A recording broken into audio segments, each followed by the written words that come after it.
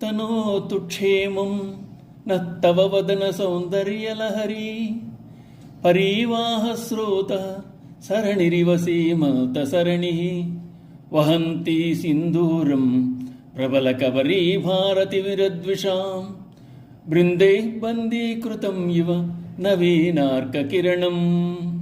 అమ్మా, నీ పాపటయందు సింధూరముతో ఉన్న సీమంత మార్గం అనగా పాపటదారి ప్రవహించే నీటి పాయేయమో అన్నట్లుంది. నీ కేశపాశములు దట్టమైన చీకట్ల వలె ఉన్నాయి.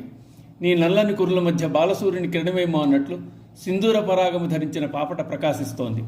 పాపటరేఖ మా యోగక్షేమాల్ని విస్తరింపజేయుగాక.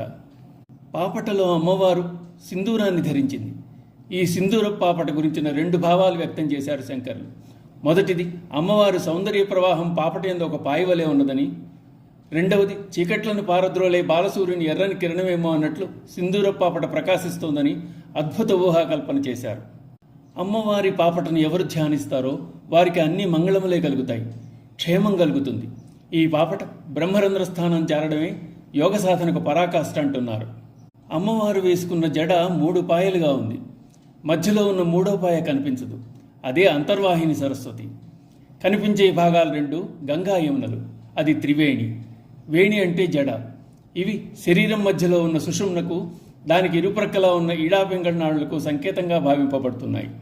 ఆ జడ సహస్రారం నుండి మూలాధారం వరకు ఉంటుంది. అందుచేత యోగశక్తి యొక్క విశేషమంతా జడలో చూపిస్తున్నారు. సింధూరం అందులో కనిపిస్తోంది.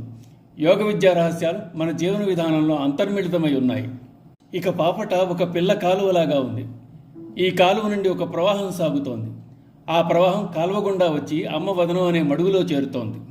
వక్త్ర లక్ష్మీ పరీవాహ చలన్ మీనాభలోచన. అమ్మవారి ముఖంలో సౌందర్యం ప్రవహిస్తోంది. ఆ శోభ నిరంతర ప్రవాహం, నిత్యనూతనం. అలా సౌందర్యం ప్రవహిస్తున్న ఆ ముఖంలో 2 మీనములు ఈత్తున్నట్లుగా అమ్మవారి కళ్ళు ఉన్నాయని వర్ణించారు వసిన్యాది వాగ్దేవతలు. అమ్మవారు మీనాక్షి. అమ్మవదనంలో సహస్రాంతర్గతమైన తేజస్సు ప్రవాహంలా వచ్చి చేరుతోంది.